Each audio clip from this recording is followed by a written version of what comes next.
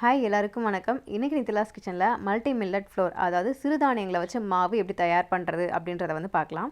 சிறுதானியங்களில் வந்து நிறைய minerals, vitamins, அதுக்கப்புறமா வந்து ஃபைபர், ப்ரோட்டீன் இதெல்லாம் வந்து அதிகமாக இருக்கிறதுனால இது வந்து நம்முடைய உடம்புக்கு வந்து ரொம்ப நல்லது. கரெக்டான ஒரு ஹெல்த்தியான வெயிட் மெயின்டைன் பண்ணுறதுக்கும் இந்த சிறுதானியங்கள் வந்து ரொம்பவே உதவுது. அதுவும் இல்லாமல் நம்ம எப்போவுமே வந்து அரிசி, கோதுமை இதெல்லாமே வந்து சாப்பிட்டு பழகிட்டோம். அப்போ வந்து நம்ம அடிக்கடி இந்த மாதிரி சிறுதானியங்கள்லாம் வந்து சேர்த்துக்கிட்டோம் அப்படின்னா வந்து நம்ம உடம்புக்கு வந்து ரொம்ப ரொம்ப நல்லது. கொஞ்சம் டிஃப்ரெண்ட்டாகவும் இருக்கும். இப்போ இது வந்து எப்படி தயார் பண்ணுறதுன்னு பார்க்கலாம். நான் வந்து என்னென்ன தானியங்கள்லாம் வந்து இதில் வந்து பயன்படுத்தியிருக்கேன் அப்படின்றதையும் பார்க்கலாம். இப்போ நம்ம வந்து வீடியோக்குள்ளே போகலாம்.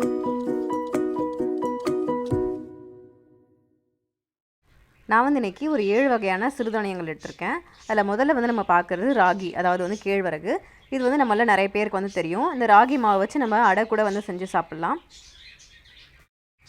அடுத்த சிறுதானியம் வந்து என்ன எடுத்திருக்கேன் அப்படின்னு வந்து பார்த்தோன்னா லிட்டில் மில்லட், அதாவது வந்து சாமை. நான் எல்லாமே வந்து 1/2 கிலோ வாங்கியிருக்கேன். நீங்கள் வேணும்னா இன்னும் கொஞ்சம் கம்மியாக வேணும்னா கூட வாங்கிக்கலாம். இப்போ அடுத்து வந்து என்ன மில்லட் அப்படின்னு பார்க்கலாம். அடுத்த மில்லட் வந்து பார்த்தோன்னா பார்னியர்ட் மில்லட், அதாவது வந்து குதிரைவாலி. இந்த குதிரைவாலியும் சாமையும் வந்து பார்க்குறதுக்கு வந்து பார்த்திங்கன்னா ஒரே மாதிரியே இருக்குது. இதுவும் வந்து 1/2 கிலோ வாங்கியிருக்கேன். அடுத்து வந்து கூடோ மில்லட், அதாவது வந்து வரகு. இது வந்து குதிரைவாலியோட கம்பேர் பண்ணும்போது கொஞ்சம் வந்து டிஃப்ரெண்ட்டாக இருக்குது, கொஞ்சம் டார்க் கலராக இருக்குது வந்து பார்த்தோன்னா.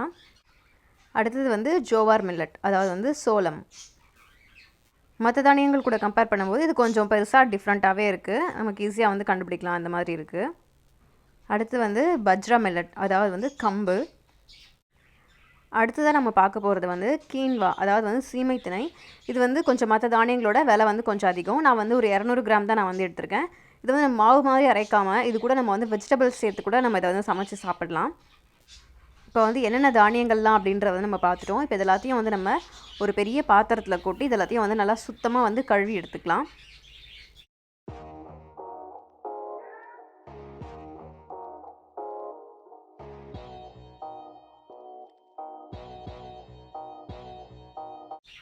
இப்போ வந்து எல்லா மில்லட்டையும் வந்து இதுக்குள்ளே கொட்டியாச்சு. பார்த்தோன்னா வந்து ரொம்ப ஃபுல்லாகிடுச்சு. அதனால் நான் வந்து இதை வந்து பாதியாக பிரித்து கழுவிக்க போகிறேன்.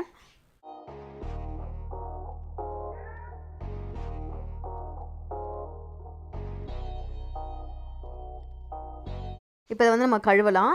நல்லா நிறைய தண்ணி ஊற்றி நல்லா தாராளமாக இதை வந்து நல்லா அலசி எடுத்துக்கோங்க. ஒரு பெரிய பாத்திரத்தில் இந்த மாதிரி போட்டு நல்லா கழுவி எடுத்துக்கோங்க. ஒரு 3 முறை கழுவினா போதும். அப்போ தான் வந்து இதில் இருக்க டஸ்ட் எல்லாமே வந்து போகும். நம்ம அதுக்கு மேலே கழுவணும் அப்படின்னு வந்து பார்த்தோன்னா இது கூட இருக்க சத்தமே வந்து சேர்ந்து போயிடும். அதனால் வந்து ஒரு 3 முறை கழுவினா போதும். இந்த மாதிரி கழுவி எடுக்கும்போது நம்ம ஏதாவது ஒரு பெரிய வடிகட்டி இருந்துச்சுன்னா அதை வச்சு கூட நம்ம வந்து ஃபில்டர் பண்ணிக்கலாம் அந்த தண்ணியை. ஏன்னா இந்த தானியங்கள்லாம் வந்து ரொம்ப சின்னதாக இருக்கிறதுனால தண்ணியோடு சேர்ந்து நிறைய போகிறதுக்கு வாய்ப்பு இருக்குது. அதனால் ஏதாவது ஃபில்டர் வந்து பெருசாக வச்சுருந்தீங்க அப்படின்னா அதில் கூட நம்ம வந்து ஃபில்டர் பண்ணி கழுவி எடுத்துக்கலாம்.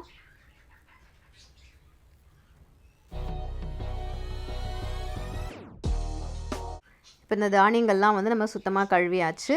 இன்னும் பாதி எடுத்து வச்சோம் இல்லையா, அதையும் வந்து நான் வந்து கழுவிட்டேன். இந்த மாதிரி கழுவி வச்சுக்கோங்க.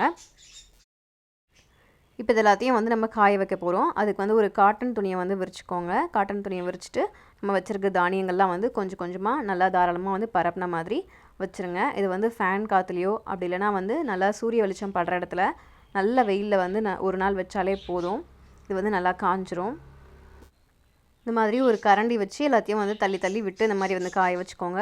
நம்ம நல்லா காய வச்சு அரைச்சோன்னா தான் இதில் வந்து பூச்சியெல்லாம் வந்து வராமல் இருக்கும். அந்த ஈரப்பதம் வந்து சுத்தமாக இருக்கக்கூடாது. அந்த மாதிரி வந்து நல்லா காய வச்சுக்கோங்க. இப்போ இதெல்லாம் வந்து நல்லா காஞ்சதுக்கப்புறமா இந்த மாதிரி ஒரு பக்கெட்டில் வந்து எடுத்து வச்சுக்கோங்க. எடுத்து வச்சுட்டு பக்கத்தில் இருக்க மாவு மில்லில் போய்ட்டு அதை வந்து அரைச்சிக்கலாம். இவ்வளோ இருக்கிறதுனால நம்ம வீட்டில் மிக்சிலலாம் வந்து அரைக்க முடியாது. ஸோ இப்போ இதை வந்து அரைச்சிட்டு வந்துடலாம். இப்போ இதை வந்து அரைச்சிட்டு வந்தாச்சு. நம்ம மிஷினில் அரைச்சதுனால ரொம்ப சூடாக இருக்கும். அதனால் அப்படியே மூடாதீங்க. அப்படியே மூடணுன்னா அந்த ஆவியெல்லாம் பட்டு தண்ணியெல்லாம் சொட்டி மாவு வந்து ஈரமாயிடும். அதனால் நல்லா ஆறுனதுக்கப்புறமா இதை வந்து மூடி வச்சுக்கோங்க. இந்த மாவில் வந்து நம்ம தோசை செய்யலாம். இதை தேவையான அளவுக்கு மாவு எடுத்துக்கோங்க. அதில் வந்து தேவையான அளவு உப்பு சேர்த்து தண்ணி சேர்த்து கரைச்சி தோசையை செய்யலாம். அப்படி இல்லைனா நீங்கள் ஏற்கனவே இட்லி தோசைக்கு மாவு அரைச்சி வச்சுருப்பீங்க இல்லையா, அது கூட இதில் ஒரு 2-3 கரண்டி மாவு சேர்த்துட்டு தேவையான அளவுக்கு தண்ணி சேர்த்து உப்பும் சேர்த்து நல்லா கரைச்சி அப்படியும் வந்து நம்ம தோசை செய்யலாம். அதுக்கு வந்து பார்த்திங்கன்னா கார சட்னி வந்து ரொம்ப டேஸ்ட்டாக இருக்கும். நீங்களும் ட்ரை பண்ணி பாருங்கள். உங்களுக்கு இந்த வீடியோ பிடிச்சிருந்தா லைக் பண்ணுங்கள். தேங்க்யூ.